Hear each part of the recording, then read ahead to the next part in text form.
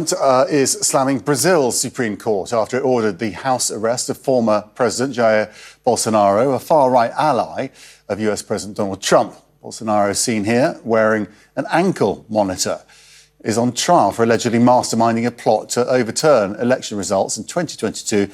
After he was voted out of office, he denied any wrongdoing. Mr. Trump calls the charges against Bolsonaro politically motivated, a claim the current government in Brazil rejects.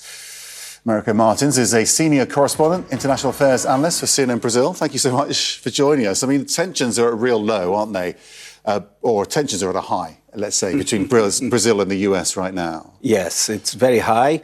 Brazil is fighting the tariffs that President Trump imposed on Brazilian exports. It's 50%, the highest of all countries. Is going to start tomorrow. Brazil was hoping to reach some kind of negotiation with Trump and the administration, and this decision by the Supreme Court may derail those conversations, which means that the tariffs will definitely start tomorrow.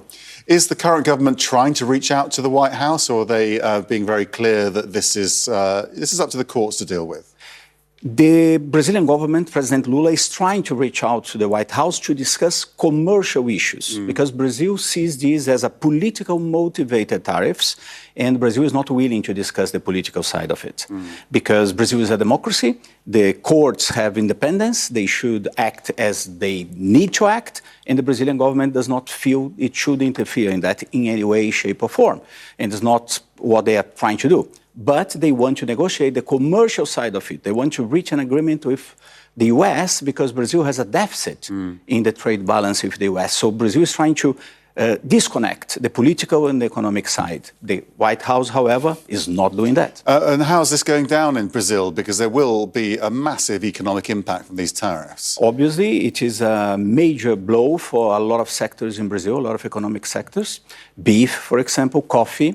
But the US removed some of the economic sectors from those tariffs of 50% because the Brazilian government acted on that as well, together with the private sector. So they managed to remove a good part of those tariffs. What Brazil wanted is to continue on those negotiations, remove more sectors out of that to reduce the impact, the economic impact. Politically, however, there is a growing support for President Lula, because this is seen as an undue interference from the US and the White House and Donald Trump in Brazilian politics and democracy. And where does Bolsonaro stand then with this current situation? Bolsonaro is quite keen for Mr. Trump to impose even more tariffs. He's calling for amnesty for him and the other people that are accused of plotting a coup d'etat. Obviously, he's in house arrest now. It's unlikely that this amnesty will be voted anytime soon in Congress. And the Supreme Court, despite all the threats from the American government, will probably continue the trial, and we are going to have a decision in September or October. Okay, thank you very much for joining us.